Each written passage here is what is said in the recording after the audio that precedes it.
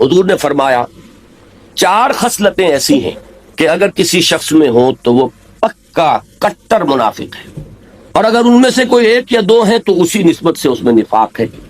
1 ہے تو 25%، 2 ہیں تو 50%، 3 ہے تو 75%، اور 4 ہیں تو 100%۔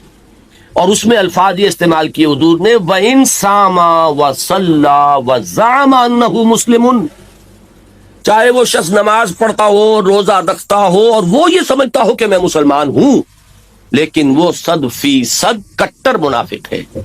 اگر یہ 4 خصلتیں ذرا نوٹ کیجئے اور اپنے گریبانوں میں جھانکیے، اپنی قوم کا جائزہ لیجئے، اپنے قومی کردار کا جائزہ لیجئے۔ اذا حدث کذب، جب بولے جھوٹ بولے، واذا وعد اخلف، جب وعدہ کرے خلاف ورزی کرے، واذا تؤمن خان، جب کوئی چیز اس کے پاس امانت کے طور پر رکھوائی جائے، اور امانت صرف چیز نہیں ہوتی، اختیار بھی ہوتا ہے، امانت راز بھی ہوتے ہیں، امانت مشورہ بھی ہوتا ہے۔ واذا تؤمن خان، جب اس کو امین بنایا جائے خیانت کرے۔ اور نمبر 4 وَإِذَا خَاصَمَ فَجَرَ، اور جب کہیں اختلاف ہو جائے، جھگڑا ہو جائے تو آپے سے باہر ہو جائے، پھٹ پڑے، گالم گلوچ پہ ہو جائے۔ یہ 4 خصلتیں نوٹ کر لیجئے، اپنے معاشرے کا جائزہ لے لیجئے، برا نہ مانیے۔ واقعہ یہ ہے کہ ملت اسلامیہ پاکستان قومی سطح پر بحیثیت مجموعی اس نفاق کے مرض میں مبتلا ہے۔ خیانت، بددیانتی، فریب، جھوٹ، سرکاری اختیارات کا غلط استعمال، کنبہ پروری، جانبداری، رشوت دینا، رشوت لینا۔ کون سی چیز ہے کہ جس میں آج ہم دنیا کی قوموں کو مات نہیں دے چکے ہیں؟